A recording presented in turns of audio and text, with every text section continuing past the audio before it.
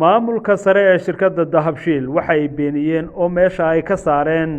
war maanta ay warbaahinta siiyeen mas'uuliyiinta shirkadda World Remit oo sheegay in heshiis uu dhex maray iyaga iyo shirkadda Dahabshiil isla markaasna lacagaha World Remit ay dalka dibadiisa ay ka soo dirto laga qaadan karo xarumaha shirkadda Dahabshiil ee Soomaaliya. Fuad Ahmed Nuux mareeyaha guud ee hawlgelinta ee shirkadda Dahabshiil oo caawa warbaahinta kula hadlay xarunta guud ee shirkadda Dahabshiil waxa uu beeniyay warkaasi waxana uu sheegay in aanay jirin wax xidhiidha ama heshiis oo dhex maray shirkadda Dahabshiil iyo World Remit. haddana shirkadda Dahabshiil waxa jiray maanta warbixin ay sii deysay shirkadda World Remit warbixintaas oo sheegaysay in ay jirto shirkadda Dahabshiil in ay shirkadda World Remit lacagaha ay dirayso u dirayso Soomaaliya laga qaadan karo xarumaha shirkadda Dahabshiil. haddana shirkadda Dahabshiil waxaan ku cadeynaynaa haba yaraatee inaanu jirin wax heshiisa oo dhex maray shirkaddayada iyo shirkadda World Remit isla markaana waxaan ogeysiinaynaa macaamiisha Soomaaliyeed ee warbixinta khaldan ay gaadhay inaanay jirin wax lacaga oo ay shirkaddaas aanu ka bixinayno ama xarumahayaga ay ku soo reebayso oo laga qaadan karo. sidoo kale waxaan la socodsiinaynaa macaamiisha Dahabshiil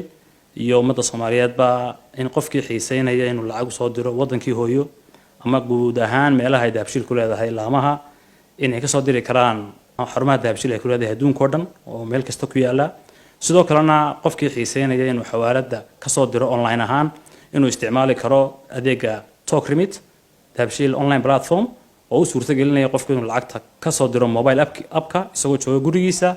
ama goobtiisa ganacsi oo aan u baahnayn inuu yimaado xarumaha Dahabshiil. Talk Remit waxa isticmaali kara dhammaan macaamiisha joogta wadamada Europe sidoo kale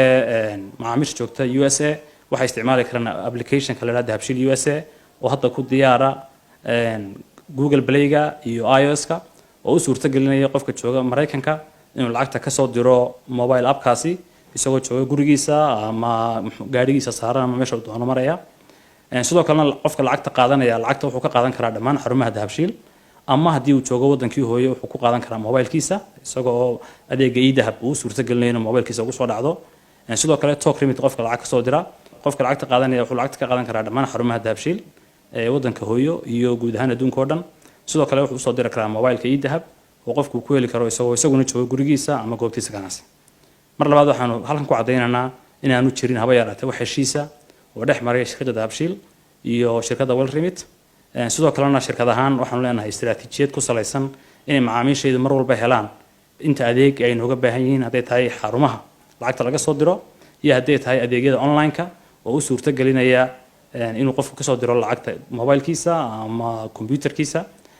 sidoo kalena wakiiladeeda dibadda oo kumanaankuma oo adduunka oo dhan jooga waxaanu la socodsiinaynaa in adeega ay gacanta ay hayaan iyo shaqada ay shirkadda la qabtaan oo runtii muhiimad weyn ugu fadhida ay ahaan doonto mid la sii kobciyo oo la sii ballaariyo maadaama shirkadda Dahabshiil ay tahay shirkadda ugu ballaaran ee leh waxaan leeyahay network agent ama wakiilada lacagta bixiya ama soo dira. ugu dambeyntii waxaan leeyahay ummadda Soomaaliyeed warkaasi ma ahayn war saxa waxaan jecelahay saas u ogaadaan.